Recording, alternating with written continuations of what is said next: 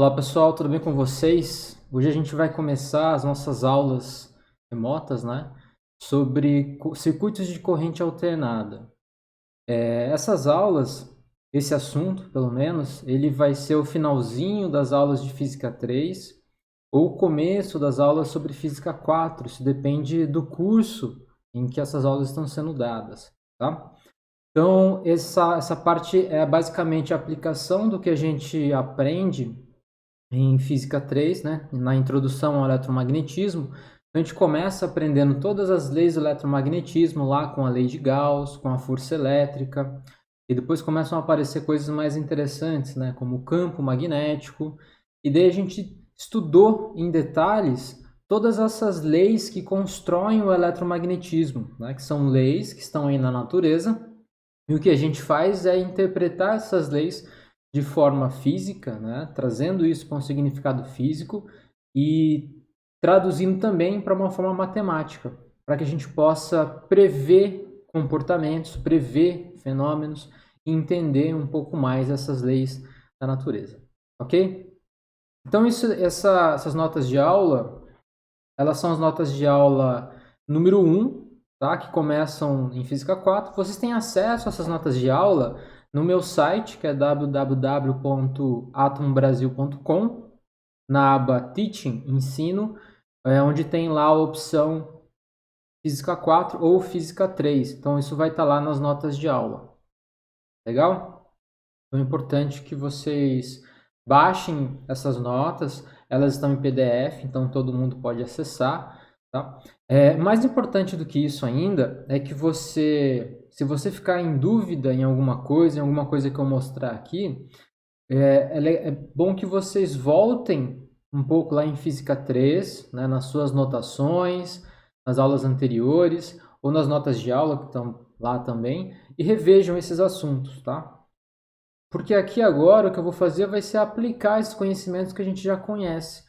Então eu vou tentar não gastar muito tempo em cima do que a gente já sabe, tá? Então a ideia aqui é construir, né, para cima. Não vou ficar remoendo muito cada assunto aqui, tá bom? Então vamos lá, pessoal. Como vocês podem ver, eu dividi essa aula, né? Elas estão aqui na forma de notas de aula. Mas se você perceber bem, o que acontece aqui é o seguinte, né? Eu tenho as minhas notas de aula que eu já escrevi.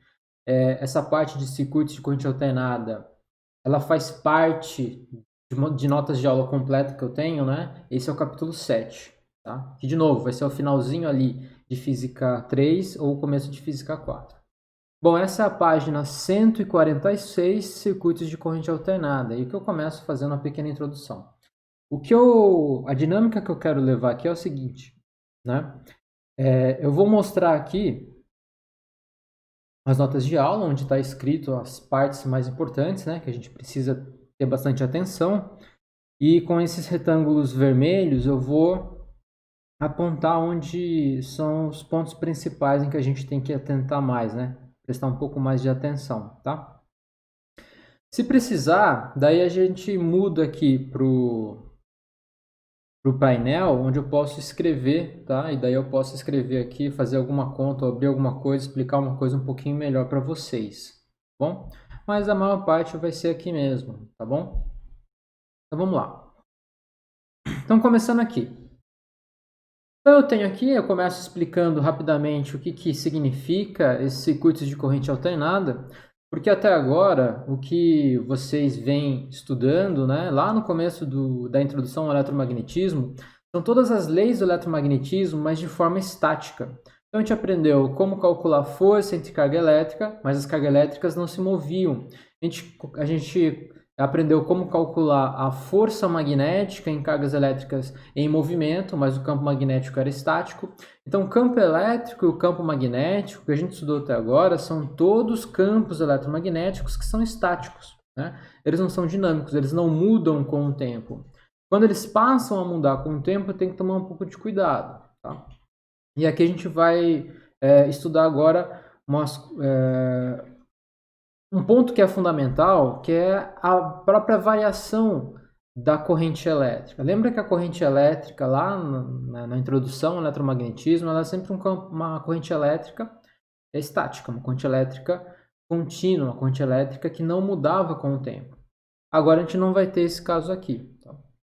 Em muitas situações, isso é uma continuação natural, né, no final de Física 3. Então, a gente não está fazendo nada aqui muito complicado, a gente só está levando uma continuação dos estudos mesmo de eletromagnetismo. Só que aqui a gente está aplicando. Lembra que corrente, o circuito de corrente alternada, é o que a gente tem na nossa casa, basicamente. Né? Então, na tomada da nossa casa, ali, 110 volts ou 220 volts, são 110 volts o quê? São 220 volts o quê? Ali, a tensão, a diferença de tensão entre os polos da tomada são diferenças de tensões que se alternam com o tempo e variam com o tempo. Então, ele tem um pico de intensidade, de módulo do campo da diferença de potencial, isso se anula em algum momento, isso se inverte de sinal em algum momento, e por aí vai. A gente vai entender como a gente pode construir esse sistema, como a gente pode gerar essas diferenças de potenciais que são agora variáveis no tempo, tá? Como que agora uma fonte de uma diferença de potencial, uma fonte de tensão ou ainda uma fonte de corrente, tudo a mesma coisa, como que um elemento de circuito se comporta quando eu conecto nessa fonte. Tá? Lembra que a gente já viu o que acontece quando eu conecto uma resistência numa bateria, bateria é uma fonte de corrente contínua, quando eu ligo um capacitor numa bateria e quando eu ligo um indutor numa bateria. Né? São três elementos de circuito que a gente vai explorar aqui num circuito de corrente alternada, que são as resistências, os capacitores e os indutores. Ok? Então tá. Então isso aqui, né, é uma continuação natural do eletromagnetismo, não é para ser nada muito complicado, só que agora os nossos circuitos eles não têm corrente que são contínuas ou são constantes, agora as correntes elétricas elas são o que a gente chama de alternada, elas variam com o tempo.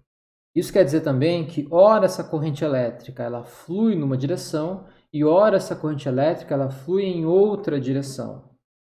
O que a gente vai fazer é estudar em detalhes como que esse fluxo acontece. Lembra que corrente elétrica, o Izinho, o I, né? Corrente elétrica é o fluxo de carga elétrica por unidade de tempo. Então tem tanto de carga elétrica que sai de algum lugar e vai para outro lugar num certo intervalo de tempo. Então é carga por unidade de tempo. Unidade de carga é Coulomb, unidade de tempo é em segundos no sistema internacional. Então Coulomb por segundo é o ampere. Isso é a unidade da corrente elétrica, como vocês já devem saber. Né?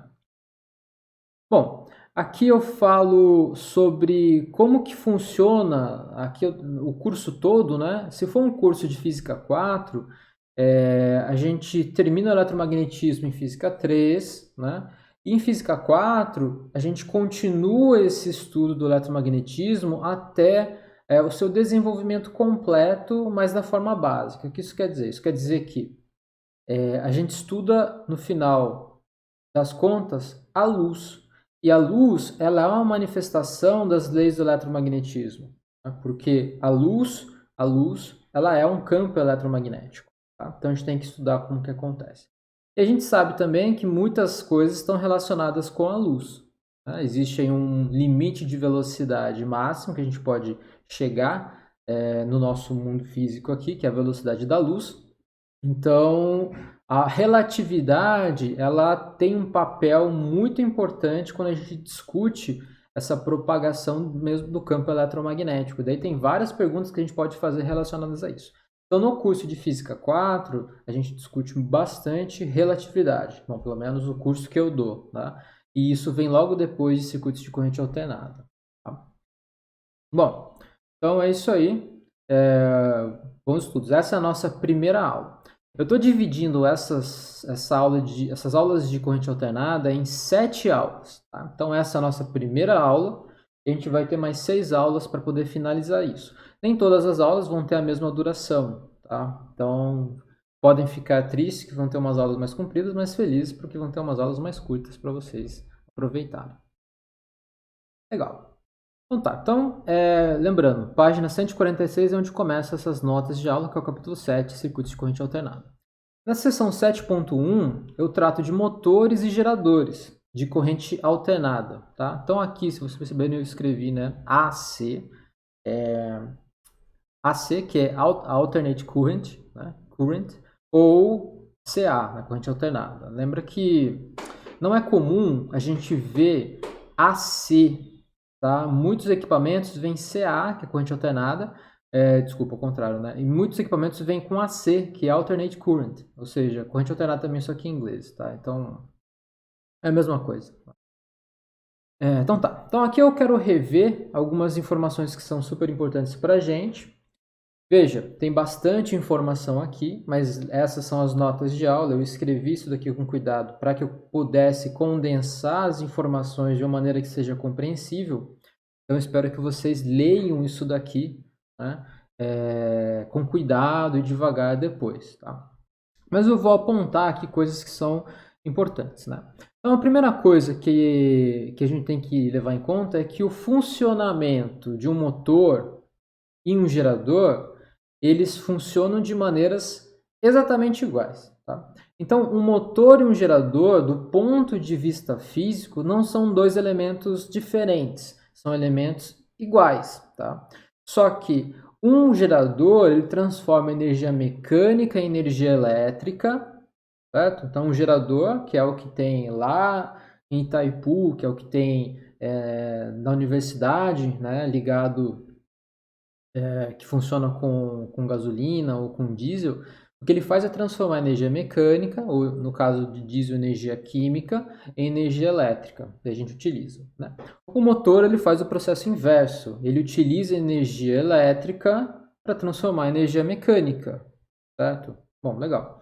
Só que o princípio de funcionamento dos dois é exatamente igual, tá? O que acontece dentro de um motor ou dentro de um gerador é uma variação do fluxo do campo elétrico, e variação do fluxo do campo elétrico, como a gente já viu em aulas anteriores ou na introdução ao eletromagnetismo, ele cria numa espira condutora uma diferença de potencial, ou um campo elétrico em todo o espaço.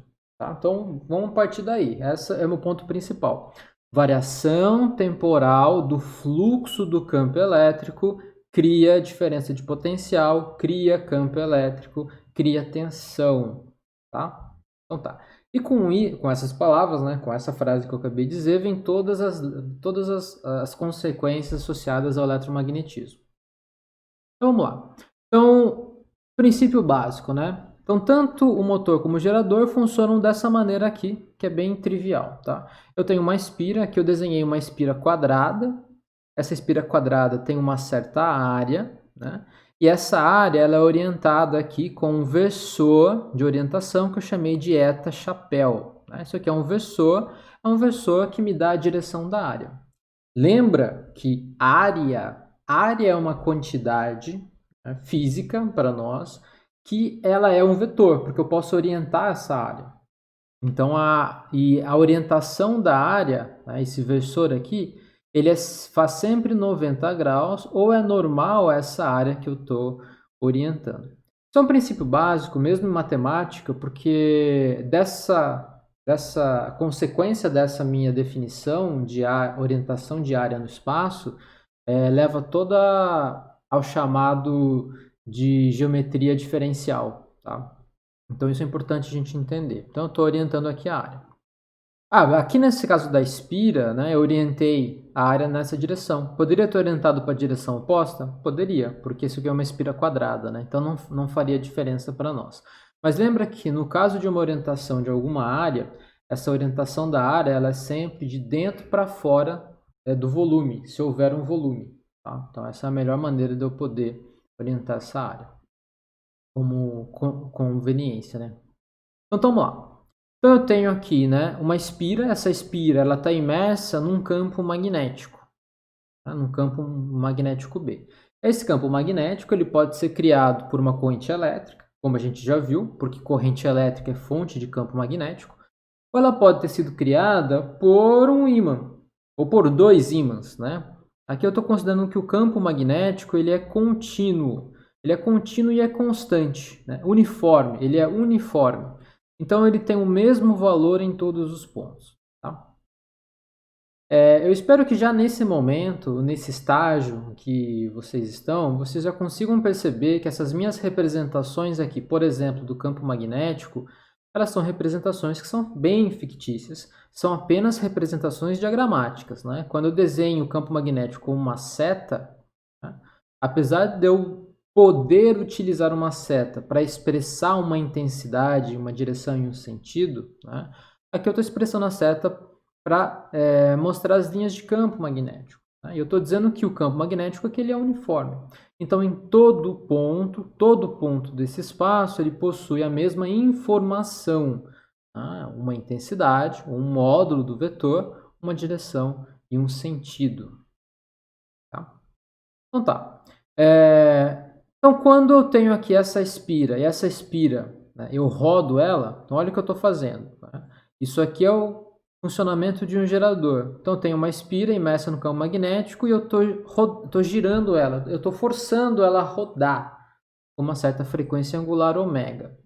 É isso que acontece num gerador. Né? Então, você vai em Itaipu, a água passa pelas minhas turbinas, as turbinas giram as espiras. Né? E eu tenho o aparecimento entre os polos da minha espira agora uma diferença de potencial. Uma diferença de potencial entre o polo A e o polo AB. Por quê? Porque há uma variação do fluxo do campo magnético aqui. Então, nesse começo aqui, dessas aulas, o que eu estou fazendo é uma revisão. Então, eu estou revisando o que a gente já sabe, o que a gente já viu. Tá? Revisão é importante.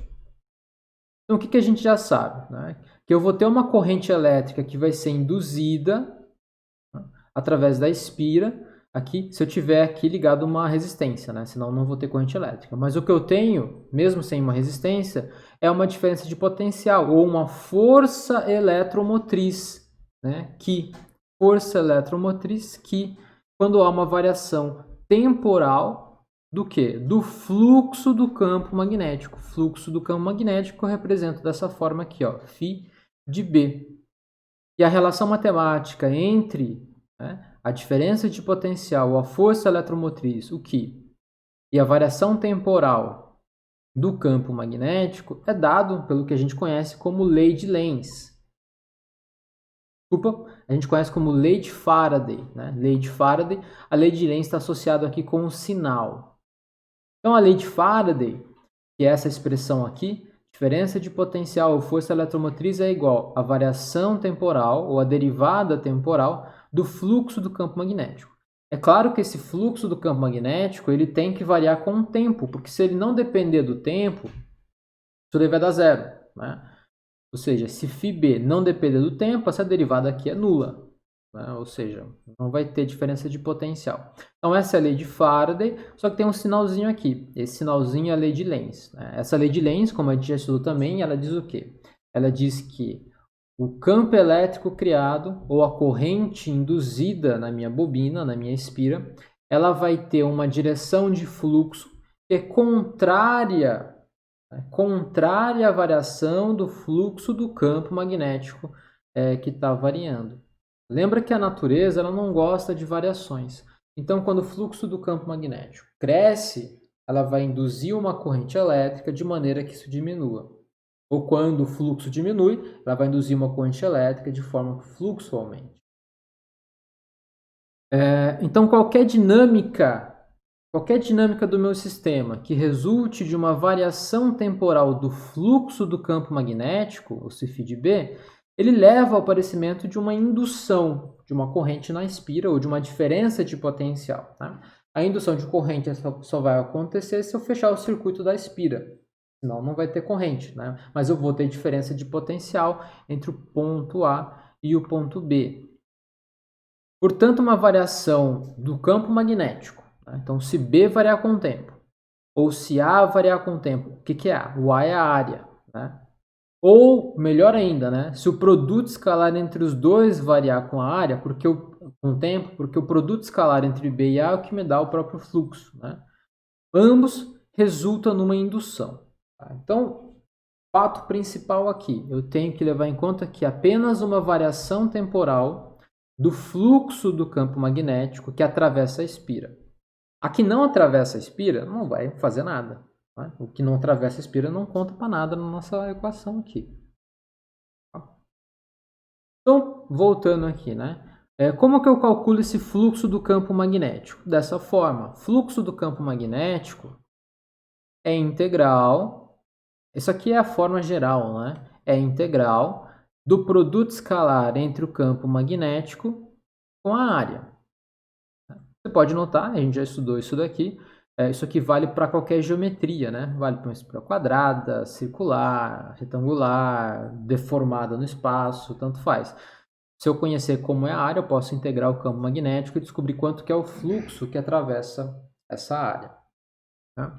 Agora, tanto B como A podem variar no tempo, né? Ou os dois podem variar no tempo. Então, no final das contas, no frigir dos ovos, eu tenho um fluxo magnético que varia no tempo também. Tá? Nesse nosso exemplo aqui, o que acontece é o seguinte, eu tenho a minha espira, ela tem uma certa área A orientada nessa direção, está aqui, ó, A. Ela está imersa num campo uniforme e estático B. Então, nesse meu exemplo, o campo magnético não depende do tempo. E o ângulo entre o A, que é esse eta aqui, né? E o B é esse θ. Então, o produto escalar, bom, essa integral aqui, né, acaba virando esse produto escalar aqui. Porque o B sai fora da integral, né, porque é constante nesse meu exemplo. E a integral da área é o N vezes A. O que é esse N? N é o número de voltas da espira. Eu posso ter uma única volta, como eu posso ter mais de uma volta. 10, 20, 30, 100 voltas. Né?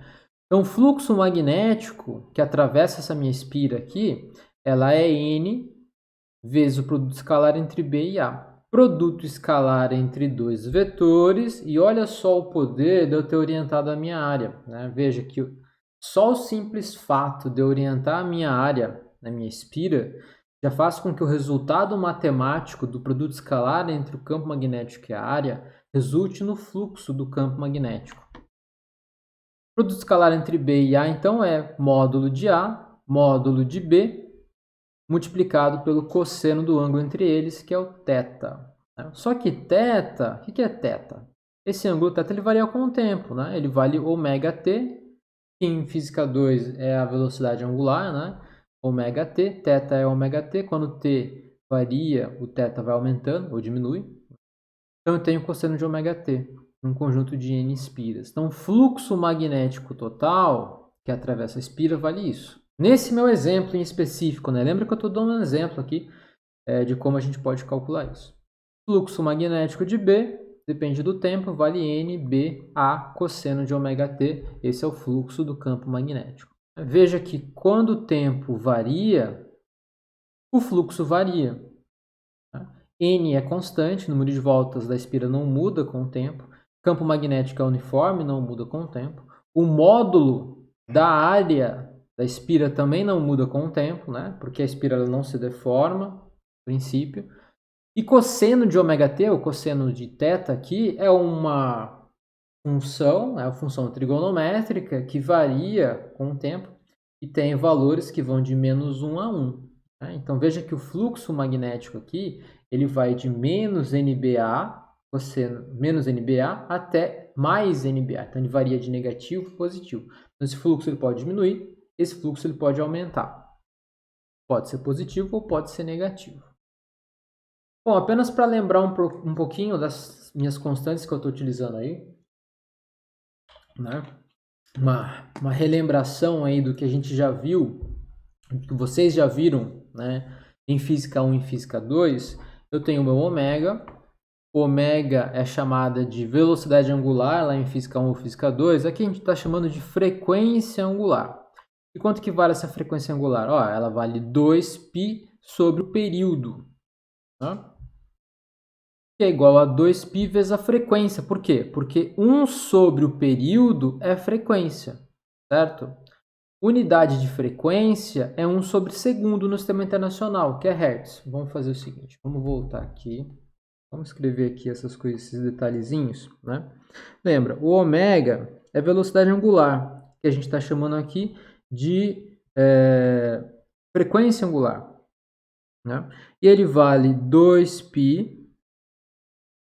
No caso de física 2, é quando eu tenho uma trajetória circular e o meu corpo ele dá uma volta completa aqui ou seja, ele percorre um ângulo θ que vale 2π na volta completa, dividido pelo tempo que ele demora. Quanto que ele demora? Ele demora um período para poder fazer isso. Então, 2π sobre o período. Só que isso daqui também é igual a 2π dividido, quer dizer, multiplicado por 1 sobre o período, né? Mesma coisa.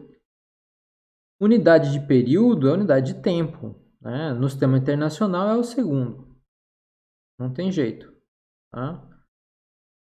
Então tá. Só que 1 sobre o período é o que a gente chama de frequência. Então olha só, eu tenho frequência angular aqui, eu tenho o meu F, que é frequência, só frequência.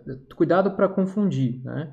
E a unidade de frequência vai ser 1 sobre segundo, né? Que é segunda menos 1, que é o que a gente chama de Hertz. E a frequência, sim, ela é um valor que me dá quantas voltas por segundo, no caso aqui de física 2, né, de um movimento circular, ou quantas oscilações completas por segundo, né, algo oscila, ou algo periódico ocorre. Tá? Então tá. Pode voltar aqui. Então eu tenho a minha frequência angular, que é o ômega. Eu tenho o F, que é frequência, só frequência. Unidade de frequência angular, isso a gente tem que tomar cuidado, né? Porque eu acabei de dizer que unidade de frequência é Hertz. E a unidade de frequência angular, ele vale unidade de 1 sobre período, né? E aqui eu tenho a unidade do que esse é 2π. Daí, aqui a gente costuma ter alguns problemas, né? Algumas confusões. Por quê? Porque 2π, o que é 2π? 2π é o ângulo, né? E a gente fala, isso são 2π radianos. Então, isso quer dizer que a unidade da frequência angular vale radianos por segundo. E agora vem o problema. Por quê? Porque radianos não é uma unidade. Radiano não é unidade. Como é que eu calculo radiano? Radiano vem daqui, ó. O θ, ele vale esse comprimento aqui, né, que eu vou chamar de S. S dividido pelo raio, que é esse comprimento aqui, ó, raio. E daí a gente chama que o resultado disso é radianos, né? Se eu pegar o S completo, quanto que é o S completo? O S completo é 2π vezes o raio, dividido pelo raio. Isso dá o quê? Isso dá 2π, tá? Que é o ângulo todo aí, o arco todo da circunferência. Só que olha o que eu acabei de fazer. S é um comprimento, então ele está em unidades do que no sistema internacional? Metros. E o raio também é um comprimento, está no sistema internacional, também é metros. No final das contas, olha o que aconteceu aqui. Ó. Eu cortei raio com raio, ou cortei metro com metro, sobrou 2π. Então, 2π ele é um valor, ele é só um valor numérico. Ele é apenas um valor numérico e não tem unidade.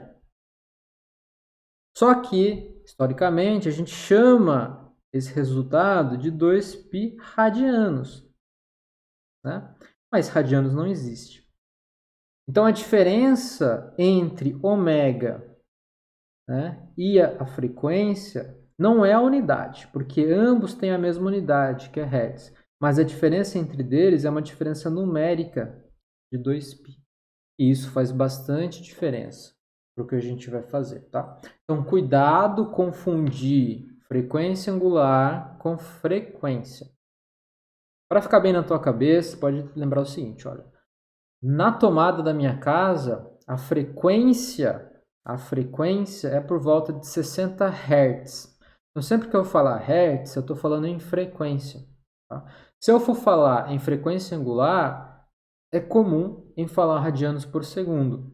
Só que lembra que radianos não é unidade. Tá bom? Então tá. Vamos voltar aqui. Vamos lembrar aqui da nossa lei de indução de Faraday, que é o que vai criar essa diferença de potencial. Então, a FEM, ou a força eletromotriz induzida, né? Força eletromotriz, lembra que isso aqui a gente já vem com essa nomenclatura de bateria lá no começo do eletromagnetismo. Em alguns livros, ele trata esse aqui como força eletromotriz induzida. Tem mais um I aqui na frente. Eu não quero chegar muito profundamente nisso. O importante é que essa diferença de potencial, ele vale menos a derivada temporal do fluxo do campo magnético. E é claro, essa diferença do fluxo tem que variar, esse fluxo tem que variar com o tempo. Utilizando o exemplo que eu dei da minha espira, né, eu tenho fluxo que varia dessa forma. Vale NBA, que é uma constante, cosseno de ômega t, derivada temporal. Tá? Bom, derivada temporal de cosseno, derivada de cosseno é menos seno, então menos com menos dá mais. Vai ser NB, opa, faltou a regra da cadeia aqui, derivada, vamos fazer aqui devagar, para que ninguém fique perdido, né? Eu estou fazendo o seguinte, eu estou derivando uma função trigonométrica, eu estou derivando a função, estou derivando o cosseno de algo que depende do tempo, que aqui é ômega t. Então isso aqui vai ser derivada do cosseno, que vai ser menos seno do que? De ômega t. Falta a regra da cadeia, a derivada do que está dentro. Então falta a derivada do que está dentro ali, do argumento, que é ômega t. Né? Então, isso aqui vai ser menos seno de ômega t vezes derivada de ômega t. Ômega é constante, que é a nossa velocidade angular ou frequência angular, é ômega. O resultado é menos ômega seno de ômega t. Tá. Lembra também que a derivada de seno, derivada temporal de seno, de t, por exemplo, né, vai ser cosseno de t. Tá? Então podemos voltar aqui. Então eu acabo tendo a minha diferença de potencial ou a minha força eletromotriz induzida como NBA ômega seno de ômega t. Então tudo isso aqui é uma constante só, tá? Não varia, não varia.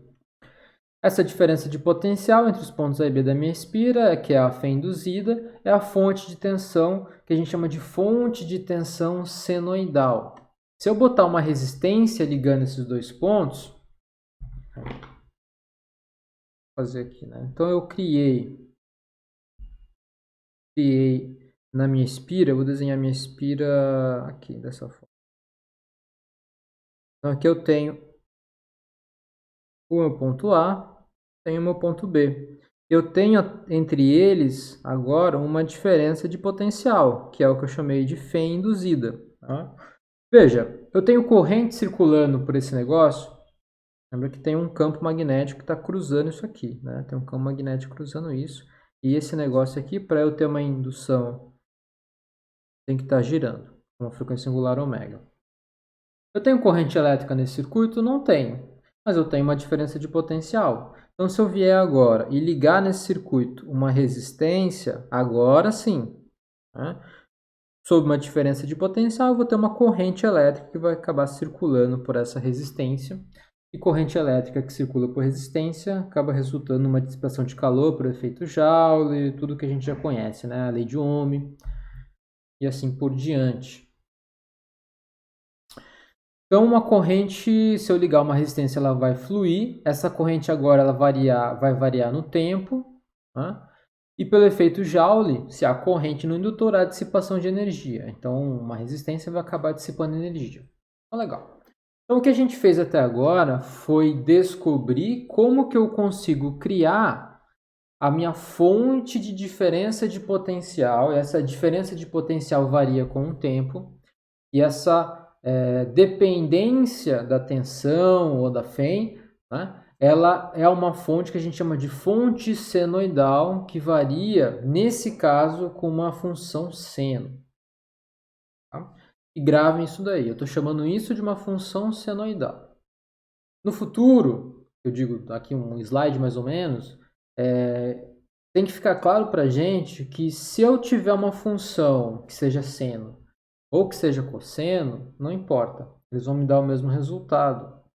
E, detalhe, né? Uma função seno, uma fonte que varia com seno, ou uma fonte que varia com cosseno, a gente chama todas elas de fonte de tensão senoidal. Tá? Não tem diferença entre um e outro, porque a gente vai ver a diferença entre seno e cossenos é uma diferença de fase só, mais nada.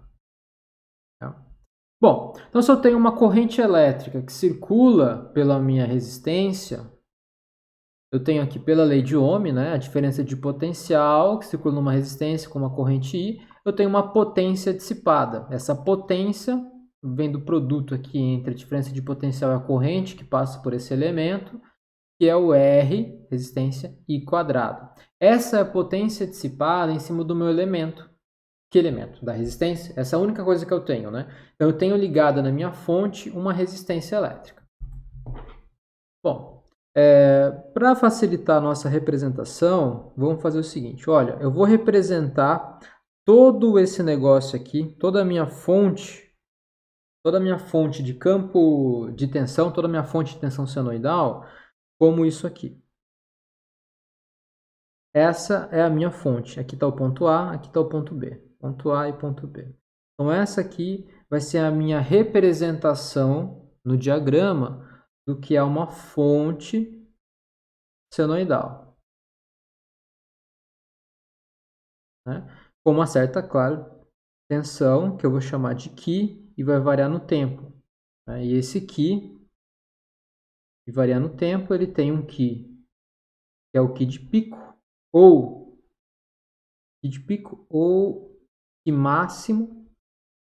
Posso estar usando essas duas formas. Vamos colocar pico aqui primeiro. Então a gente vai de pico, seno de ômega t. Então essa é como varia a diferença de tensão nos polos da minha fonte, né? Nos polos A e no polo B da minha fonte. E o que eu vou fazer vai ser ligar esse sistema numa resistência. Então se eu ligar essa minha fonte de tensão agora numa resistência R, tá? Eu vou ter o quê? Eu vou ter dissipação de energia. É uma dissipação de energia. E essa dissipação de energia é dada por essa relação aqui, que é o RI quadrado. Né? É claro que agora a minha corrente elétrica ela varia no tempo, então a potência dissipada também varia no tempo.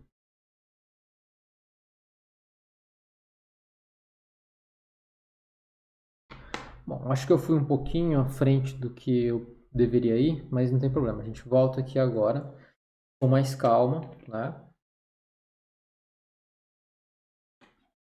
E continua.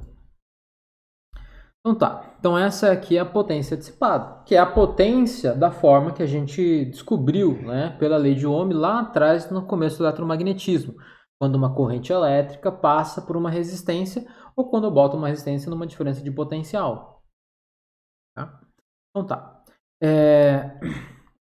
Então o que acontece é o seguinte, eu liguei a minha fonte e essa fonte faz o quê? Ela transforma energia mecânica em energia elétrica. Na hora que eu liguei na minha resistência, agora essa fonte ela vai transformar energia elétrica em energia térmica, se for uma resistência. Né? Se for um motor, é energia elétrica e energia mecânica. Por aí vai. Então eu tenho essas conversões de energia, né, de mecânica para elétrica ou térmica ou para mecânica novamente. Só que depende da eficiência agora do meu elemento. Tá? Então, para resumir aqui a forma matemática, eu vou ter que a diferença de potencial entre os pontos A e B da minha fonte vale isso daqui, para o meu exemplo específico, é NBA ômega, seno de ômega t, onde NBA ômega é constante. Eu vou chamar tudo isso aqui, toda essa constante de Q max, ou máximo, de NBA ômega. Tá? Bom, eu estou chamando de Q max aí. Eu posso, no futuro, ter trocado e ter chamado de Q de pico, tá? Mas o importante é a gente saber o que eu estou falando, certo? É isso. Nesse meu exemplo, então, eu tenho que o Q de T, que é a diferença de potencial, tenho um Q máximo dividido pelo seno de ômega t. O seno de ômega t é uma função trigonométrica, essa função trigonométrica ela varia entre os limites de menos 1 e 1. Não tem jeito, não tem choro nem vela. Graficamente, então, se eu fizer esse gráfico, eu tenho esse tipo de oscilação da intensidade da diferença de potencial, que vai do Q máximo até o menos Q máximo, tá?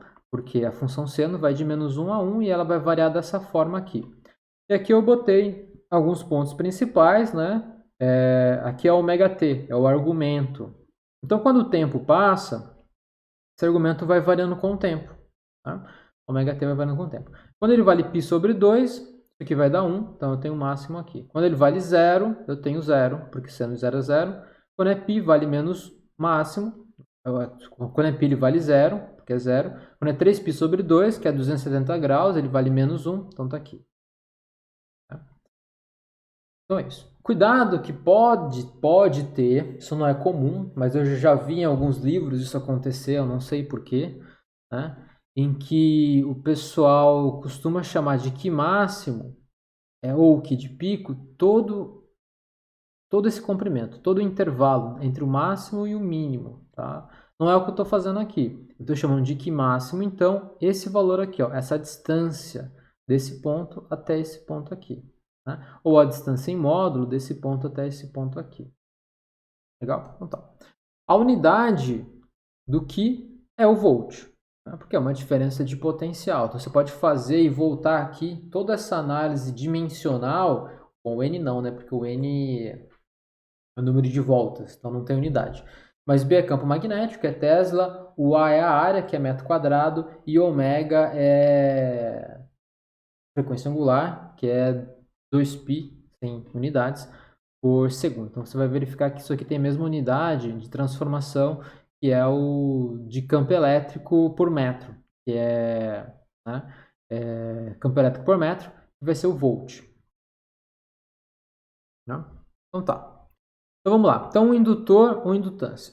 Então, o que eu fiz até agora foi mostrar para vocês como que eu crio a minha fonte de corrente alternada. Legal. Se eu ligar essa fonte de corrente alternada numa resistência, eu vou ter dissipação de energia. Bacana. A gente vai voltar a discutir como que a gente vai calcular essa dissipação de energia e definir algumas constantes importantes daqui a pouquinho. Tá? Antes disso, eu quero introduzir para vocês...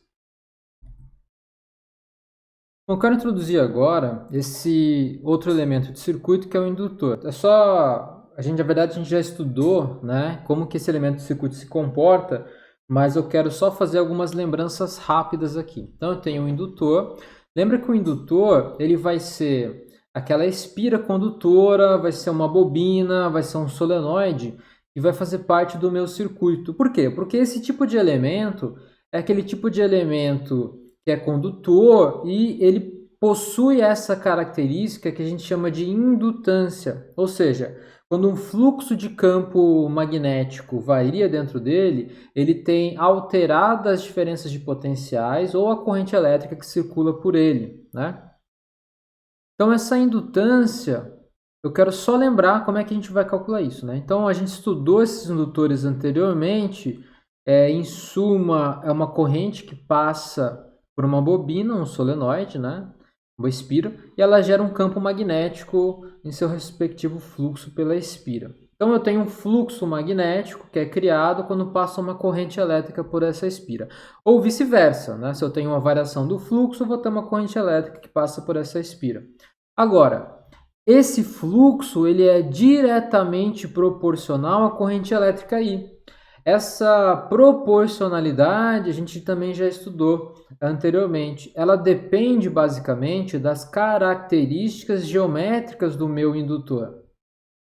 Né? E essa constante de proporcionalidade é o que a gente chama de indutância ou de autoindutância. Tá? Aqui, para, né, deixar mais curto, que é o que a gente já viu, eu vou chamar de indutância. Então, a relação de proporcionalidade entre o fluxo do campo magnético e a corrente elétrica que circula nesse elemento específico é proporcional por uma constante aqui, que é esse L maiúsculo, que a gente chama de indutância. A unidade da indutância é Tesla metro por ampere. Tesla metro por ampere. Então, Tesla metro é o Weber. Então, Weber, que é a unidade de fluxo de campo elétrico, né? Weber por ampere. Que a gente chama de Henry. Tá? E o L, então, que é a indutância, ela depende apenas das características geométricas do indutor. Né? Ela depende apenas das características geométricas do indutor. Ela depende apenas das características geométricas do indutor. Então, se eu mudar a geometria, aí sim eu posso mudar a indutância de alguma coisa. A mesma coisa acontece com o capacitor. Lembra que a capacitância de um capacitor ela só depende das características geométricas do capacitor. Então, para mudar a capacitância, eu teria que mudar as características geométricas do capacitor. Né? Ou do que o capacitor é feito. Né? Eu poderia trocar o dielétrico também dentro dele, isso é uma opção. Então tá, então a gente tem lá uma relembração rápida da indutância. Por quê? Porque a indutância é algo que a gente vê no final ali da introdução ao eletromagnetismo, né? Então, só para relembrar essa parte de indutância ou autoindutância. Agora, acho que a gente consegue começar, né, a conversar um pouco mais sobre a montagem desses circuitos de corrente alternada. Tá? Então, aqui eu estou na minha seção 7.2, circuitos de corrente alternada, e nas minhas notas de aula é a página 148. Tá? Então, nessa seção, procuraremos compreender como se comportam a queda de potencial, que é a tensão nos polos de um elemento, e a corrente elétrica I, quando conectamos elementos do circuito, que são resistências, capacitores e indutores, em fontes de tensão alternada, aqui o meu Q de T. Né? Legal. Existem algumas maneiras da gente resolver esse problema. Tá? A primeira forma, que é a básica, na verdade vale para tudo, né? É que a gente vai aplicar as leis de Kirchhoff para resolver esse problema. Lembra que as leis de Kirchhoff, ela me dá duas coisas, né? Ela me dá a conservação da energia através das diferenças de potenciais em cada elemento, e ela me dá também a conservação da carga elétrica, porque a carga elétrica ela tem que se conservar quando ela flui ao longo do circuito. Não tem jeito, como a gente já viu, a equação da continuidade me diz o quê? Me diz que carga elétrica ela não pode ser criada e nem destruída. Então, carga elétrica existe, o que ela faz é fluir de um lado para o outro. Né? E ao longo de um circuito fechado, quanto a minha carga elétrica ganha de energia, ela tem que perder de energia também. Né? É assim, é como a natureza funciona, não tem jeito. Tá? Então, a gente tem que aplicar a lei de Kirchhoff para poder resolver os meus problemas. Só que, se eu pensar na lei de Kirchhoff, eu pego uma malha do meu circuito, eu tento resolver utilizando as leis de Kirchhoff, eu vou acabar chegando numa equação que é uma equação diferencial em função de funções trigonométricas. E veja que resolver esse tipo de problema não é tão trivial assim. Então não é dessa forma que a gente vai fazer. Eu poderia fazer? Poderia fazer. Só que existe uma forma mais interessante da gente poder abordar e encarar esse problema. E essa forma mais interessante é utilizar o que a gente chama de diagrama de fasores, tá? E esse diagrama de fasores vai facilitar muito a minha vida. O que eu quero fazer agora é mostrar o porquê que a gente pode utilizar o diagrama de fasores, tá? Além disso, eu posso utilizar o diagrama de fasores, né? Porque eu consigo representar essas quantidades físicas, que é queda de potencial e corrente elétrica entre os elementos do meu circuito, utilizando o que eu vou chamar aqui de representação vetorial complexa auxiliar. Vou repetir. Representação vetorial complexa auxiliar. Por quê? Porque você vai perceber que eu consigo representar essas grandezas, como por exemplo a queda de potencial em cima de um elemento, de uma forma complexa, ou seja, utilizando um número complexo, e essa quantidade é uma quantidade auxiliar, porque vai auxiliar a gente, né? E desculpa, ela não é vetorial. Não é vetorial, tá? A gente vai fazer uma representação vetorial complexa auxiliar lá para frente. Agora é uma representação complexa auxiliar apenas, tá? Desculpa, erro técnico. Então tá aqui.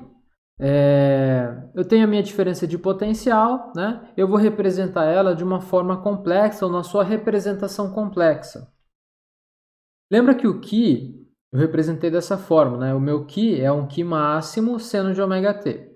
Só que todo esse negócio aqui eu posso representar dessa forma, ó. A de t, A máximo, e ômega t. Esse A aqui não é a área não, tá? É só um valor qualquer aí, qualquer grandeza física, né? A, que depende do tempo, A máximo, E elevado a I, ômega t, mais delta. Essa é a minha representação complexa. Tá? E a gente vai ver como eu vou transformar isso num diagrama de fasores. Tá? Calma, calma, não se preocupe que você vai entender. Então tá aqui, ó. Seção 7.2.1 tem a minha representação fasorial. Então, para isso, eu vou discutir o comportamento de um circuito bem simples. Esse circuito ele vai ter, basicamente, uma fonte de corrente alternada, né, uma fonte AC, e eu vou ligar ela numa resistência. Tá aqui. Então, tenho minha fonte, tudo que está em preto. Então, se concentra no que está escrito em preto aqui, ou cinza escuro.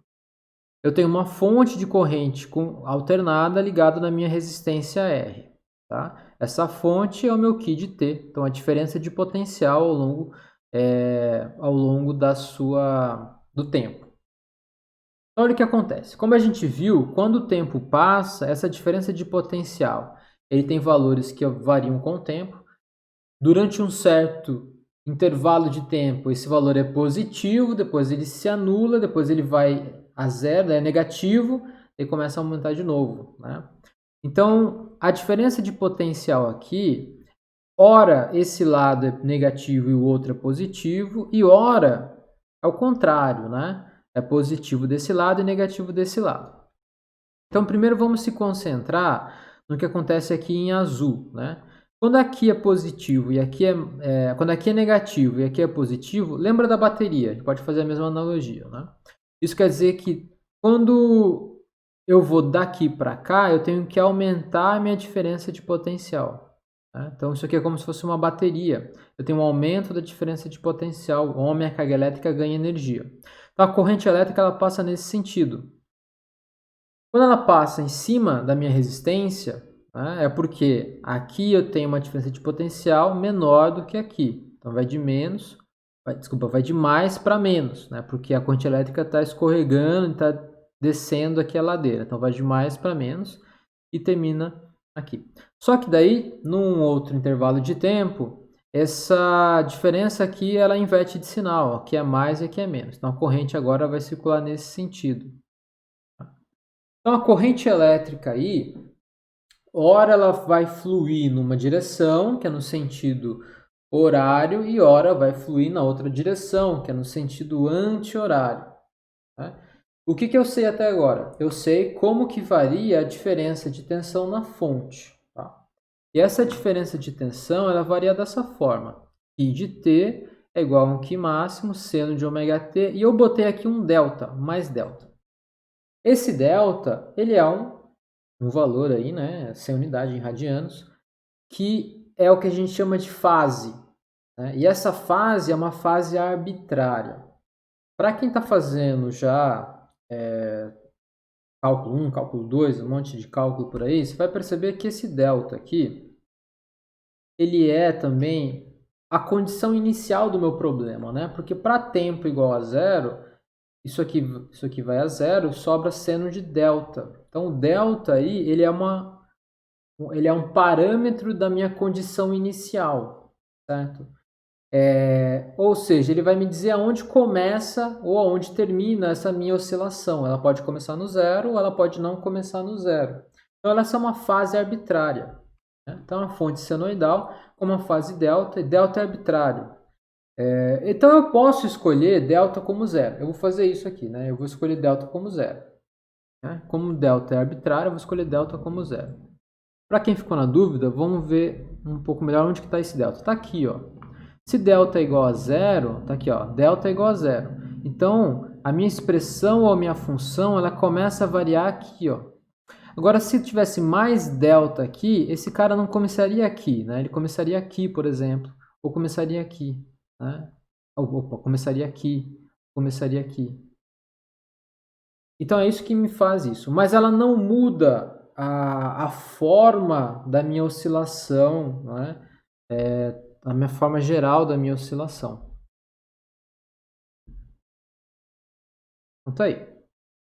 Então eu escolhi só a minha fase delta, que é arbitrário, como delta igual a zero, e eu tenho aqui como que a minha fonte, ou a diferença de potencial na minha fonte varia. Tá? Então tá. Então eu vou utilizar agora, as leis de Kirchhoff para poder resolver esse problema. O que problema? O que eu estou querendo descobrir? Eu quero descobrir duas coisas. Primeiro, eu quero descobrir como que é a queda de potencial em cima da resistência. Essa é uma coisa. E a outra coisa que eu quero descobrir é a corrente elétrica no circuito. Corrente elétrica no circuito.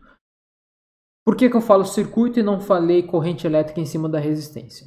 Porque pela própria conservação da carga elétrica, o fluxo de corrente, o fluxo de carga elétrica em qualquer ponto do circuito tem que ser a mesma.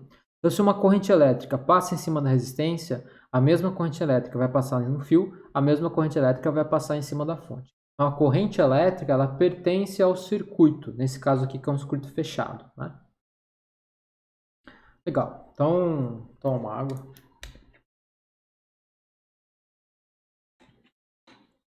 Então, utilizando as leis de malhas de Kirchhoff, o que eu tenho?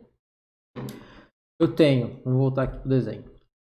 Eu tenho um aumento, aqui está em rosa, né? Ó, tem um aumento de potencial em cima da fonte, Q de T. Eu tenho uma queda de potencial em cima da resistência. Então, eu tenho um aumento de potencial, Q de T, e uma queda de potencial em cima da resistência. Isso vai ser igual a zero. Bom, eu poderia usar o azul também, né? Eu teria aqui, ó, uma queda de potencial em cima, aqui, ó, teria uma queda de potencial em cima da fonte e um aumento de potencial em cima da resistência. Então, o resultado é que eu tenho menos e mais aqui, ou seja, é o mesmo resultado. Então, eu não preciso fazer, né, para os dois casos aqui, estou fazendo para um caso só. Então tá, então essa aqui é a lei de conservação da energia, que é a lei das malhas de Kirchhoff. Eu tenho Q de T menos V de R, essa queda de potencial em cima da resistência é igual a zero. Daqui fica claro, né, que a queda de potencial em cima da minha resistência ela é exatamente igual à queda de potencial nos polos da minha fonte. Isso faz bastante sentido, né? Porque é basicamente um fio que está ligado no polo da fonte para o polo da resistência, polo da fonte, polo da resistência.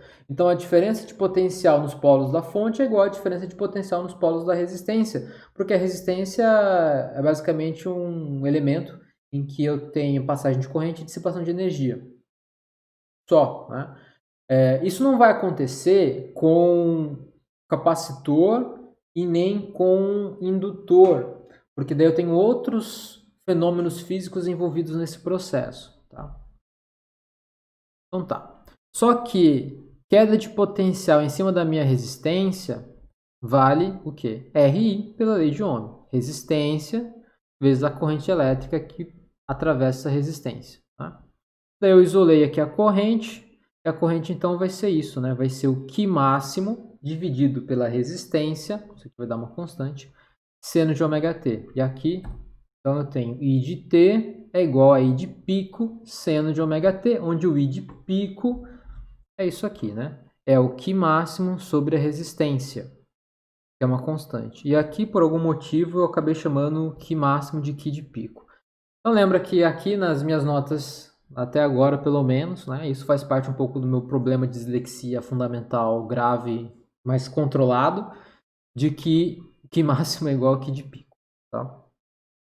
É bom porque também faz o nosso cérebro ser um pouco mais maleável e flexível nessas interpretações. Então tá, resumindo aqui, então eu tenho, olha, queda de potencial em cima da resistência varia com o tempo e vale Q de pico seno de ômega t. A corrente elétrica em cima da resistência, mas a corrente elétrica também em todo o circuito, vale I de pico seno de ômega t. E o Q, né, que é a queda de potencial da fonte, que a fonte fornece, é o Q de pico seno de ômega t. Né? Então tá. O comportamento gráfico da corrente, então eu desenho aqui como que a corrente se comporta, estou representando basicamente graficamente essa função aqui, né? I de pico seno de ômega t. Então é uma função que varia do I de pico até menos I de pico e varia com o tempo dessa forma. Agora lembra que quando o I de pico é positivo, é porque a corrente flui na direção horária. Vou voltar aqui, ó. Essa é a direção horária, tá vendo? Essa é a direção horária. Então, quando o I é positivo, ele flui nessa direção. Quando o I é negativo, ele está fluindo na outra direção. Então, isso quer dizer o seguinte, né? Quer dizer que eu tenho, por um tempo igual a zero, corrente elétrica zero no circuito. Quando o tempo vai aumentando, essa corrente começa a circular no sentido horário, chega no máximo, começa a diminuir até que ele zera de novo e inverte de direção. Ele passa agora a fluir na direção oposta, né? Flui na direção oposta, na direção anti-horária e volta a zero, e daí ele retorna de novo o ciclo, né? Veja que ele começa no zero aqui porque eu escolhi o meu delta igual a zero. Lembra? Tinha um delta aqui que é a fase global e eu chamei de zero. Tá? Então isso aqui ele poderia começar aqui, mas poderia começar aqui ou aqui, tanto faz, né? Mas a forma geral dessa variação temporal ela não muda. Tá? Daí eu venho aqui, ó. Qual que é a diferença entre seno de ômega t e cosseno de ômega t? Olha, a diferença entre um e o outro é uma fase, delta, que eu chamei de zero, lembra? Mas eu posso chamar de π sobre 2. Veja, se eu pegar seno de ômega t mais um delta, que é π sobre 2, eu abro aqui numa relação trigonométrica, seno de ômega t, né? Seno A, cosseno B, mais seno B, cosseno A, isso vai dar o quê? Vai dar cosseno de ômega t. Como o delta é arbitrário, tanto faz eu usar seno de ômega t ou cosseno de ômega t. Então, quando eu escolhi lá a minha fonte aqui como Q de pico seno de ômega t, eu poderia ter escolhido de maneira semelhante E de pico cosseno de ômega t, porque daí eu ia chegar nos mesmos resultados aqui nesse caso, nessas análises quantitativas e qualitativas iguais. Tá? E é aqui que eu digo que é o seguinte, olha, se a minha fonte eu representar como Q de pico seno de ômega t e chamei ela de uma fonte senoidal, se eu representar ela de Q de pico cosseno de ômega t, ela continua sendo uma fonte senoidal, tá? Por convenção, a gente não existe fonte que varia cossenoidalmente, né? Não é uma fonte cossenoidal, é uma fonte senoidal cuja dependência é cosseno de ômega t. Tá? Ok? Entenderam? Tranquilo? Relaxados? Tá? Não fiquem nervosos aí. Essa é a primeira aula, tá? Essa é a primeira aula. Tem tempo. Dá um pausa, tá? Espera um pouquinho, toma uma água, tá? Faz aquele pãozinho na chapa com manteiga, se alimenta bem e volta para cá. Vamos lá. Então, olha só, eu estou na página 149, tá? E aqui eu quero estabelecer, então, essa relação de fase, o que está em fase, o que está fora de fase, e essa representação auxiliar complexa que a gente vai utilizar para poder descrever o problema numa forma de fasores. Eu acho que até agora o que a gente fez foi resolver o sistema de maneira manual, a gente resolveu isso na mão, né? O que eu quero fazer agora é transpor essa resolução, transpor esse entendimento, essa minha interpretação numa forma vetorial, numa forma complexa. Então tá. Se você notar esse gráfico aqui, ó, eu botei nesse gráfico, no eixo vertical, eu estou representando duas coisas. A corrente elétrica e a diferença de potencial. Né? Aqui, ó, corrente elétrica e a diferença de potencial na resistência. Então eu fiz o gráfico aqui, ó. A diferença de potencial ela varia dessa forma. Aqui eu escolhi cosseno, tá vendo? Aqui eu escolhi cosseno já para cosseno de ômega t. Então ele sai daqui, ele vai a zero, vai a um valor negativo, vai a zero, tá? Varia com cosseno de ômega t. A corrente elétrica varia igual, né? Ela sai daqui, vem a zero, vai aqui, vai aqui, vai aqui. A primeira coisa que tem que ficar claro aqui é a seguinte, ó, nessa representação, onde eu botei no mesmo gráfico duas quantidades distintas, não é uma boa representação, né? Olha, esse gráfico aqui está errado, porque eu estou representando numa mesma escala duas grandezas que são diferentes, né? Estou representando corrente elétrica, que é ampere, e estou representando diferença de potencial, que é volts. Tá?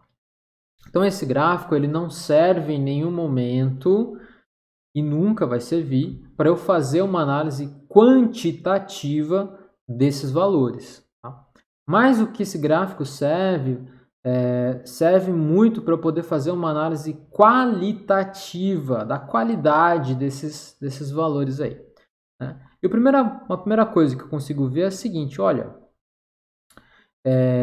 o valor máximo da corrente e o valor máximo da diferença de potencial, eles ocorrem no mesmo tempo. Ó, o valor nulo da corrente e o valor nulo da diferença de potencial ocorrem também no mesmo tempo. O valor mínimo do potencial e o valor mínimo da corrente também ocorrem no mesmo tempo. Daí que começa a repetir, tá? Então, o que a gente pode dizer dessas grandezas aqui, né, é que elas ocorrem em fase. Então, no caso de eu ligar uma resistência numa fonte de tensão, a queda de potencial na fonte e na resistência e a corrente elétrica do circuito, elas oscilam em fase, né? Ou seja, elas variam juntas, pico com pico, vale com vale, como dá para ver aqui. Então, nessa página 149 das notas de aula, eu quero deixar isso aqui claro, né? Então, para o caso específico da resistência, tá, ligada no circuito, a corrente elétrica, a queda de potencial na resistência, elas estão em fase. Então, essa é uma forma de eu verificar isso utilizando esse tipo de representação qualitativa num gráfico, né, num gráfico em que eu tenho aqui essa dependência com o tempo. Legal. Agora eu quero fazer um pouquinho diferente, né? Podemos, contudo, tratar o problema de uma forma matematicamente mais esperta. É isso que eu quero fazer, porque isso vai facilitar muito a nossa vida. E também mais visual ou mais geométrica, porque aqui até agora eu não consegui utilizar a geometria direito, né? Utilizando a relação de Euler. Que relação de Euler é essa? Essa daqui, ó. Um número complexo. Vou fazer aqui para ficar mais fácil. Aqui. Vamos lá. Qual que é a minha relação de Euler?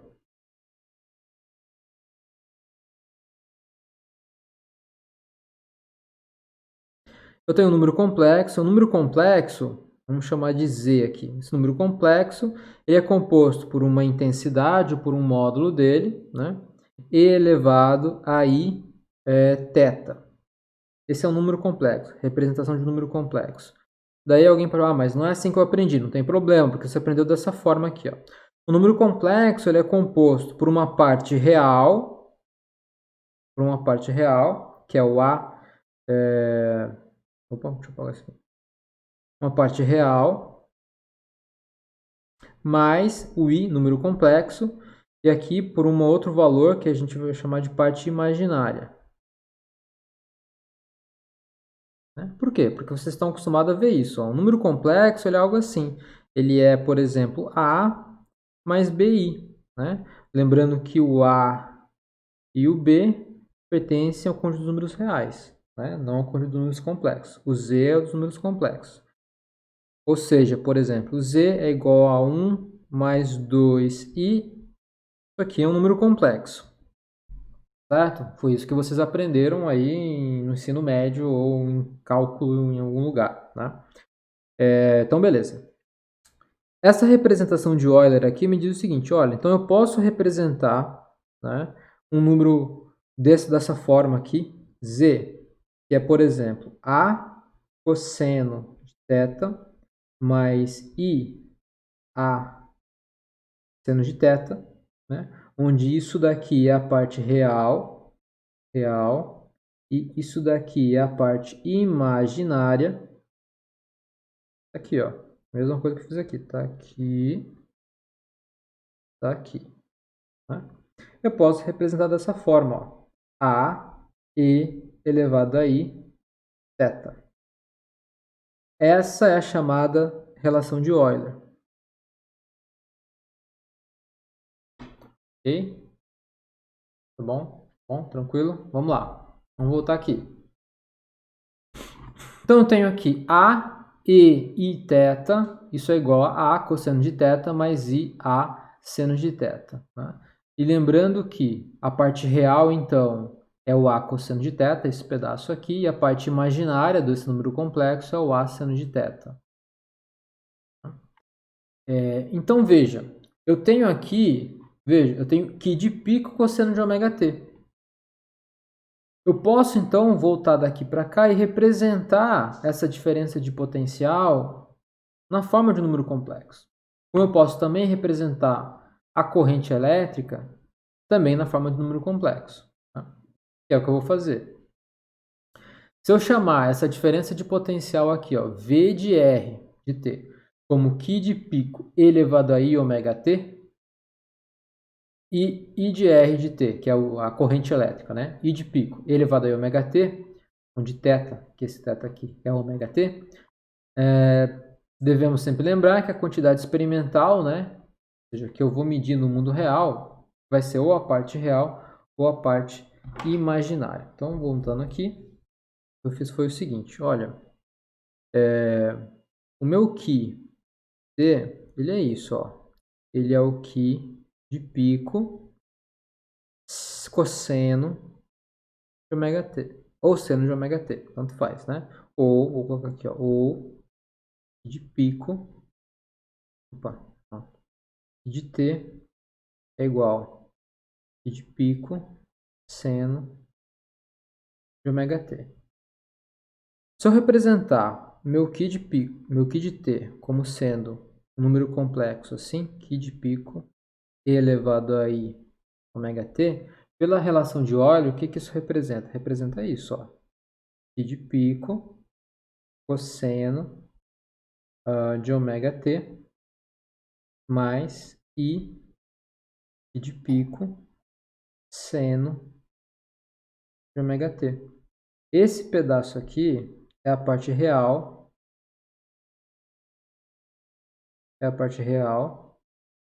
do Qi de t. Esse pedaço aqui é a parte imaginária do Qi de t. Tá? E essas são exatamente, né, as minhas quantidades físicas. Olha, é isso aqui que eu meço, ou é isso aqui que eu meço. Então, como eu posso representar dessa maneira ou dessa maneira, então eu posso representar com esse número complexo, mas a parte real, a parte verdadeira, né, que eu sempre tenho que tomar cuidado, quando eu for medir coisas, eu vou medir, então, realmente, né, o que eu vou efetivamente medir vai ser isso aqui, ou vai ser isso aqui. Tá? Ok? Cuidado para não se confundir aqui. Tá? Mas olha como isso aqui faz muito sentido geometricamente. Então, olha só, geometricamente o que eu tenho é o seguinte, ó, no plano complexo, por quê? Porque todo número complexo eu posso... veja, eu espero que vocês já tenham tido, né, essas aulas sobre número complexo. Mas quando eu represento um número complexo, então, por exemplo, eu peguei aqui peguei o A, esse A, claro, depende do tempo, é um número complexo, ele vale um módulo de A, vou colocar de pico aqui para não confundir ninguém, elevado a I, e eu vou botar o θ aqui. Não, θ não, vou botar o ômega t aqui. Elevado a I, ômega t. Todo número complexo desse tipo eu posso representar no plano complexo. O que é esse plano complexo? O plano complexo é onde o eixo horizontal ele é o eixo real do número complexo. Tá? E o eixo vertical é o eixo imaginário do número complexo. E o número complexo, ele é como se fosse um vetorzinho, uma setinha aqui, tá? Onde esse cara aqui é o módulo dele, ó. Essa quantidade aqui, comprimento, é o A de pico, né? E aqui, o ângulo que ele faz com a horizontal é o θ, ou ômega t nesse caso. Veja, olha que interessante. Se eu pegar essa quantidade aqui, ou essa sombra que ele faz com a horizontal, ou a projeção desse número complexo, ou desse, né, fasor agora, eu vou chamar esse cara aqui de fasor, tá? A sombra dele, ou a componente dele, na direção horizontal, olha quanto ele vale. Ele vale o A de pico cosseno de ômega t. Trigonometria, né? E a sombra dele aqui na vertical, vale quanto? Vale o A de pico. Seno de ômega t. E olha onde é que estão essas quantidades. Está aqui, ó. Parte real está aqui. E a parte imaginária está aqui. Essas são duas informações que são fundamentais, então, para a gente poder compreender essa descrição na forma de um diagrama de fasores. Então, geometricamente, né, no plano complexo, eu tenho o meu fasor aqui, e aqui, de novo, eu estou representando no mesmo gráfico duas quantidades que são diferentes. Estou representando aqui diferença de potencial e estou representando também corrente elétrica. Como eu estou interessado na análise na análise qualitativa e não quantitativa, eu vou representar aqui junto, tá? Veja, ambos fazem o mesmo ângulo com a horizontal. Olha como os dois apontam, né, apontam na mesma direção, tá vendo? E eles andam juntos, pico com pico, eles andam juntos. Então, fica mais claro de ver de forma geométrica que essas duas grandezas, elas estão em fase agora. Tá? Aqui está o eixo horizontal, onde estão as partes reais, e aqui o eixo vertical, onde estão as partes imaginárias. E a componente, então, né, que representa uma quantidade física, são essas componentes aqui horizontais, I de pi cosseno de ômega t, que é a parte real, e o Q de pi cosseno de ômega t, que é a parte real da tensão. Mas eu poderia também, de maneira equivalente, utilizar esse eixo aqui. Tá? O que eu tenho que tomar cuidado é o seguinte, se eu for utilizar a parte real para representar a minha realidade física, eu tenho que começar o problema com ela, transformar isso em um número complexo, blá, blá, blá, blá, e voltar para ela. Né? Eu não posso misturar essas coisas durante os meus cálculos. Não posso misturar parte real com parte imaginária. Tem que tomar cuidado com isso. Se a parte real, que representa meu resultado físico, eu vou com ela até o final do meu problema. Se eu vou considerar a parte imaginária, eu vou com ela até o final do meu problema. Eu não posso misturar essas duas coisas. Tá? Vamos ver o que eu escrevi aqui. Aqui nesse gráfico, um abuso de representação, já que eu estou representando, né, duas grandezas que são diferentes na mesma figura. Então, essa análise é só comparativa, ela é qualitativa e não é quantitativa. Eu vou chamar agora, uma nomenclatura, né, vou chamar o Q de pico e o I de pico como fasores no plano complexo. Se forem do mesmo tipo, ou seja, se forem do mesmo tipo, se forem todos correntes ou se forem todos diferenças de potenciais, eu posso somar entre eles. A soma geométrica obedece às regras da soma vetorial. Tromba no rabinho, apesar de não representarem vetores. Então, no meu diagrama de fasores, né, por que ele é bastante útil? Porque agora, vamos desenhar aqui de novo um diagrama de fasores. Eu tenho um diagrama de fasores, onde eu tenho, por exemplo, a representação da queda de potencial entre vários elementos do meu circuito. Né? Então, eu tenho, por exemplo, a queda de potencial em cima da minha resistência, que é o V de R. Daí eu tenho uma queda de potencial em cima do meu indutor, que é o meu V de L. Estou dando um exemplo aqui, depois a gente vai estudar isso com cuidado. Tá? Só que essas duas coisas, elas são do mesmo tipo, são todas quedas de potencial. E são dois fasores diferentes, né? Então agora eu posso somar os dois. Né? Eu vou pegar esse cara aqui, eu vou transportar para cá como se fossem vetores. Então, meu V de L. Trombo no rabinho, regra do paralelogramo. Só que não são vetores, são fasores. E quando que é o resultado final? Olha, o resultado final é esse aqui, ó, tromba no rabinho. Isso aqui é a soma fasorial entre o V de R mais o V de L. Apesar de não serem vetores, a soma é como se fossem somas vetoriais. Tá? E esse seria o meu resultado aqui dessa soma entre essas duas grandezas aqui. Isso vai facilitar bastante a nossa vida. Prometo que vai, tá? Então tá. Legal. Então, é isso. A gente vai voltar para isso de novo. O que eu estou dando para vocês até agora são as ferramentas necessárias para que a gente possa compreender, né, de maneira completa o que a gente vai batalhar em cima aqui das descobertas que a gente vai fazer até o final dessas aulas, tá? Então, acho que a gente já definiu aqui uma boa parte dessas ferramentas, mas falta mais uma coisinha ainda que eu quero definir para vocês. Então eu quero dar para vocês todas as ferramentas necessárias para que vocês consigam, em cima disso, avançar mais rapidamente nas próximas aulas. Então aqui na minha página 150, na seção 7.2.2, corrente instantânea e corrente média.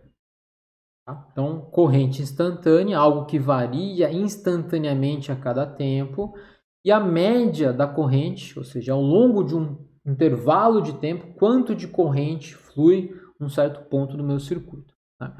Note que no caso anterior a corrente flui pelo circuito e varia com o tempo. Então, hora ela é positiva, hora ela é negativa. Num certo intervalo ela flui numa direção e outro intervalo ela flui em outra direção. Então, a corrente a cada instante do tempo ela possui duas coisas que são importantes: uma intensidade, um valor, né, tanto ampere, e ela flui numa direção, ou seja, ela é positiva ou ela é negativa, representada pelo nosso sinal. Tá? No exemplo anterior, então a gente tinha o I de a corrente elétrica, ela variava dessa forma: I de pico cosseno de ômega t. Lembrando que o I de pico é o Q de pico sobre a resistência cosseno de ômega t. Né? Mas na média, quanto de corrente flui pela resistência?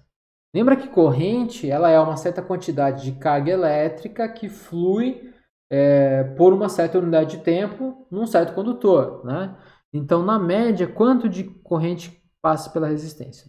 Para calcular essa média temporal da corrente, vamos definir aqui, essa é a ferramenta que eu quero introduzir aqui, a média temporal de qualquer função periódica em t. Ela é calculada da seguinte forma: ó, considere uma função. Aqui eu estou dando uma regra geral, né? Uma função que depende do tempo. A função, então a média temporal, vou representar dessa forma, ó, média temporal em forma desses brackets aqui. Não sei, em física a gente chama de bracket. Agora não... isso aqui é média temporal, f de t, é igual a 1 sobre nt. O que é nt? Ntzão aqui, né? É n vezes o período da periodicidade dessa função. Integral de 0 até n vezes o número de períodos da função, dessa função que eu estou calculando a média temporal, integrado em dt. Né? Onde n é o número de períodos do intervalo. Se a função ela é periódica e eu consigo observar e ver onde começa e termina um período específico, eu posso utilizar só um período para calcular isso. Né? Se agora a minha função ela é muito diferentona, não sei onde começa e termina períodos, eu posso fazer essa análise um pouco maior. Mas se eu conheço bem o período, eu posso fazer para um período só, e isso vai me dar o mesmo resultado. Né? Então essa é a expressão, tá, que eu vou utilizar para calcular qualquer média temporal de agora em diante. Isso tem que ficar claro, a gente vai usar muito isso aqui, tá? É como eu vou calcular médias temporais num certo intervalo de tempo, ainda mais de funções periódicas. Então, a média temporal da corrente no circuito ela é essa. Ó, a média temporal da corrente no circuito onde só tem resistência, ela é 1 sobre período. Estou escolhendo aqui um período só. Integral de 1 sobre período da corrente no tempo. Né? Só que essa corrente aqui, ela é I de pico cosseno de ômega t dt. Aqui eu fiz uma mudança do meu parâmetro de integração. Né? Aqui eu tenho ômega t, aqui eu tenho dt. Eu chamei ômega t de θ.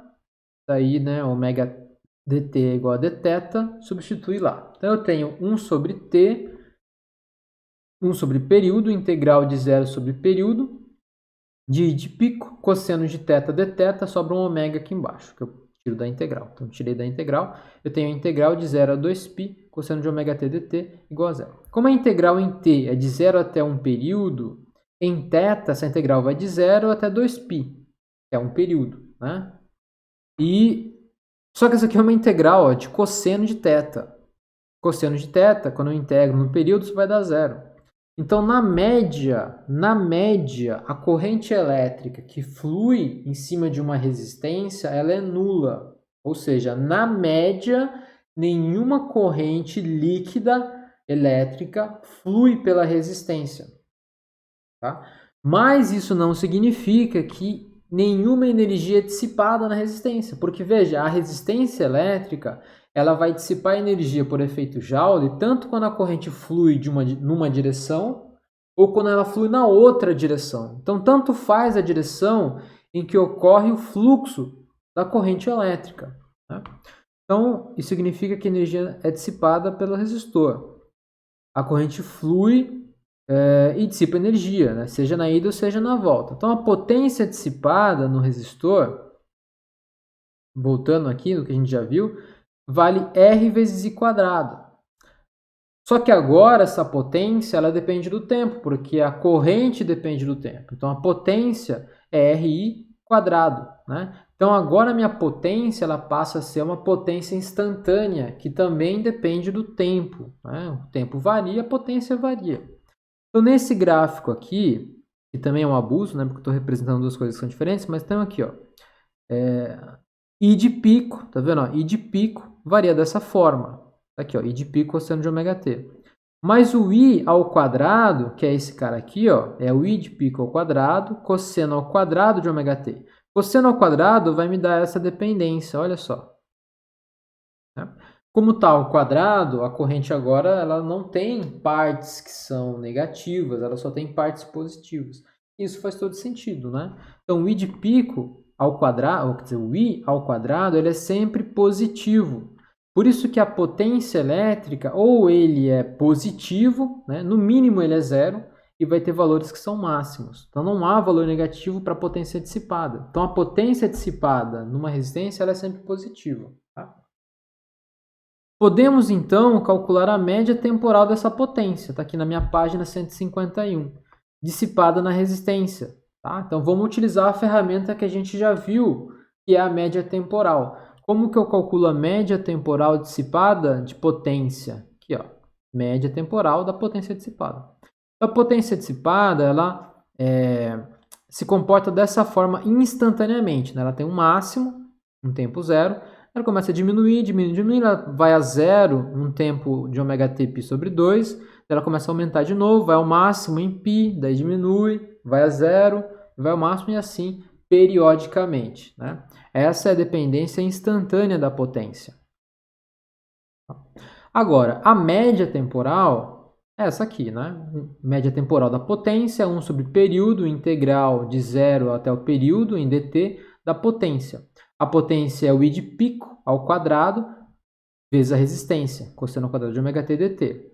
Né? Aí você deixar aqui, vocês façam essas contas em casa, mas eu troquei de novo aqui, né, de ômega t para θ, fiz a integral, essa integral aqui, ó, integral de cosseno ao quadrado de θ dθ de 0 a 2π. É importante, tá? Façam essa integral em casa para não ter dúvida de como resolver isso. Isso vai dar π, né? Resultado final vai ser então que a potência média dissipada, ela vale R, que é resistência, uma constante, o I de pico ao quadrado, então a amplitude máxima da corrente elétrica ao quadrado, só que dividido por 2 agora, tá? Então essa é a potência média dissipada no meu circuito, tá? Essa é a potência média dissipada no circuito. Podemos realizar uma comparação entre este resultado e a potência dissipada no circuito DC. Lembra que a potência no circuito de corrente contínua é isso aqui, né? PRI quadrado. Onde I, não importa, não importa, porque o I era constante, então a potência era PRI quadrado. Agora, a potência média dissipada em cima de uma resistência ligada num circuito de corrente alternada vale RI de pico ao quadrado dividido por 2. Então, tenho essa pequena diferença aí entre essas duas coisas. Só que eu posso resolver isso, e a gente vai resolver isso agora. Para fazer uma comparação entre esse resultado que a gente acabou de obter com a corrente, a potência dissipada no circuito de corrente contínua, a gente vai fazer o seguinte, olha. A potência média é isso aqui, né? Potência média, média temporal do P de t, é a média temporal do RI quadrado de t. Beleza, foi a conta que a gente fez, né? Resistência é uma constante, então eu posso tirar fora aqui da média temporal. Lembra que isso aqui é tudo uma representação daquela integral. A gente fez essa conta e descobriu que essa conta aqui deu RI de pico sobre 2. Certo? Ou seja, essa média temporal do I quadrado de t, ou seja, aqui eu estou calculando a média temporal do I quadrado, né? Não é o quadrado da média.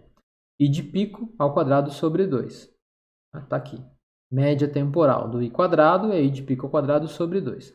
Eu vou chamar agora esse I de pico ao quadrado sobre 2 de I eficaz ao quadrado, ou IRMS ao quadrado. Né?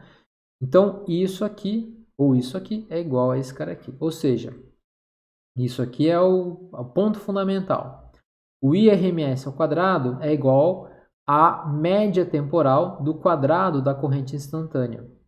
Ou ainda, a corrente RMS é igual à raiz quadrada da média temporal do quadrado da minha corrente elétrica. Daí eu vou apontar aqui alguns erros que são muito comuns que eu vejo os alunos cometerem. Olha só o que eu acabei de falar para vocês. Tá? Quando eu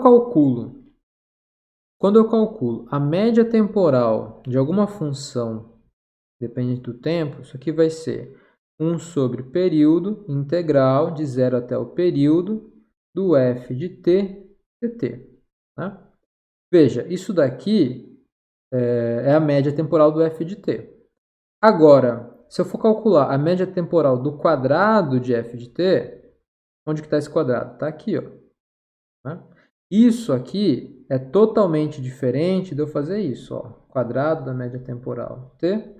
Isso aqui é totalmente diferente do quadrado da média temporal. Né? Isso aqui. Tá? Eu tenho que tomar cuidado nessa representação. Tá? Tudo bem? Cuidado, porque tem gente que confunde isso. Porque se eu for fazer, né, isso aqui ao quadrado, isso aqui vai ser todo esse cara aqui ao quadrado. Integral de 0 ao período, f de t dt ao quadrado. Não é isso. Né? Veja, esses dois caras aqui são diferentes. Então, eu tenho aqui a nossa definição, né? A nossa definição do que é IRMS. Ah, e faltou também dizer o que significa esse bendito RMS, né? Esse IRMS, esse RMS, ele representa o que a gente chama de root mean square, né? Que é a raiz quadrática média em português, ou também RQS. Então, RQS em português, né? RMS em inglês, root mean square, ou raiz quadrática média. Média, RQM, raiz quadrática média. Tá? Não é comum a gente encontrar nos livros isso daqui, apesar de alguns livros mais modernos já virem com RQM. Mas normalmente é o RMS, ainda mais porque se você pegar o manual de equipamento de qualquer elemento que funcione com corrente alternada, vai estar RMS, tá? Ou corrente eficaz, então é RMS ou eficaz. Essa vai ser a nossa nomenclatura aqui, pelo menos durante o curso. Tá bom? Beleza, então IRMS vai ser então raiz quadrada da média temporal do quadrado da corrente. Agora eu posso reescrever essa potência dissipada no circuito, né, como potência média dissipada no circuito, sendo igual a R e RMS ao quadrado. Né? Então, essas duas coisas, isso aqui e isso aqui agora são equivalentes. Mas essa forma com a qual eu escrevi fica mais direta, né? Se eu comparar com a potência dissipada no circuito de corrente contínua. Tá? Só que agora eu estou usando a corrente que é a corrente RMS, ou a corrente eficaz, ou a corrente quadrática média do sistema. Tá? Então, acho que isso aqui facilita um pouco a nossa vida. Legal. Agora, para poder conversar um pouquinho mais sobre isso, eu estou aqui na minha seção 7.2.3. Eu quero falar um pouquinho sobre a importância de utilizar esses valores quadráticos médios. Uma primeira importância é que eu consigo fazer essas analogias que são diretas, né, entre um circuito de corrente contínua e agora um circuito de corrente alternada.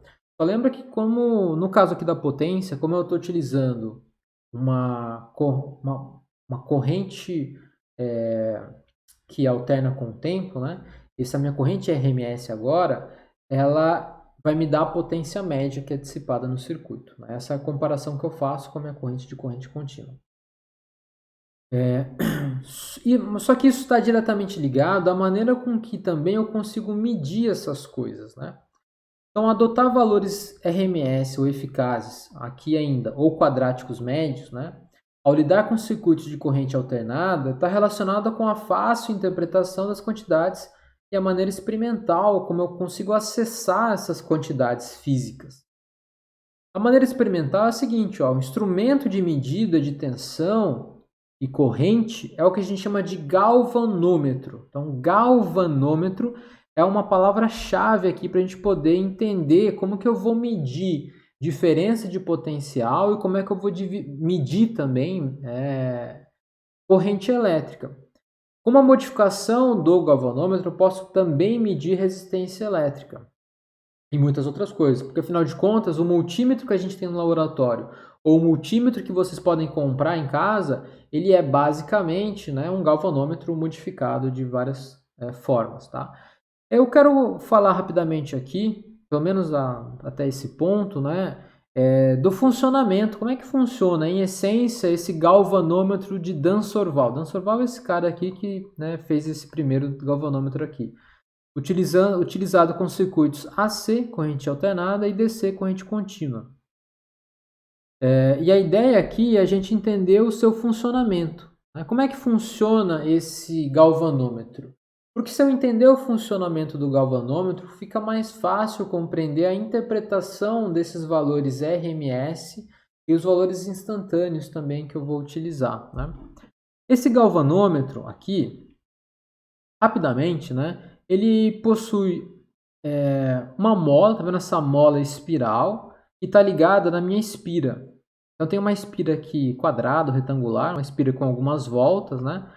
E do outro lado aqui continua. Então uma corrente elétrica ela consegue percorrer aqui a minha mola espiral, ela passa pela espira, sai do outro lado, né? E isso aqui está ligado numa bateria ou está ligado numa fonte de corrente alternada, tanto faz.